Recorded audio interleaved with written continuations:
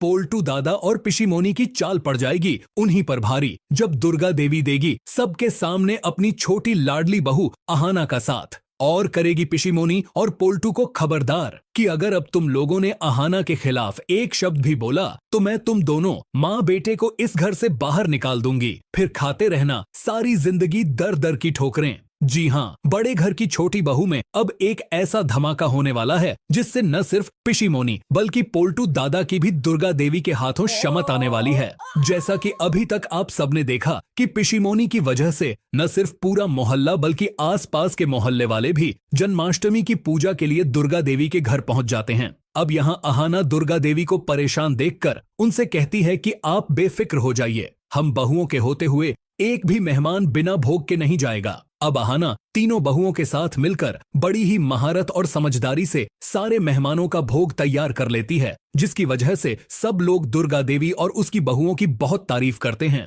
ये देख तो पिशीमोनी जलकर राख हो जाती है, क्योंकि उनका अच्छा खासा प्लान भी अहाना के आगे फैल हो गया। पर तभी पोल्टू मुस्कुराते हुए आकर बोला, अरे माँ, आज मैं अहाना को ऐसा बेइज्जत करूंगा ना कि सारी जिंदगी किसी से नजरें नहीं मिला पाएगी। इसके बाद जब अहाना और दुर्गा देवी अपनी जीत का जश्न मना रहे होंगे तो तभी पोल्टू दादा गिरवी ताई को दुर्गा देवी के पास ले जाता है और फिर वह सबके सामने अहाना के गिरवी रखे हुए खानदानी जेवर दुर्गा देवी को दिखाते हुए कहता है, आपकी इस लाडली बहू ने हमारे खानदान की इज्जत का सौदा करके ये पूजा करवाई है। ये सुनकर तो एक पल के लिए दुर्गा देवी चौंक जाती है, लेकिन फिर आगे होकर अहाना का साथ देते हुए पोल्टू से कहती है, तुझे अहाना की गलती नजर आ रही है, लेकिन अपनी माँ की हरकतें नजर नहीं आ रही। मैं मानती हूँ कि अहाना ने खानदानी जेवर गिरवी रखकर ठीक नहीं किया, पर अगर अहाना के पास ये पैसे न होते तो आज सारे मेहमानों के सामने हमारी बेइज्जती हो जाती, और तुम और तुम्हारी माँ ने तो इस पूजा के लिए एक पैसा भी नहीं दिया। पर जब पूजा में बुलवाने की बारी आई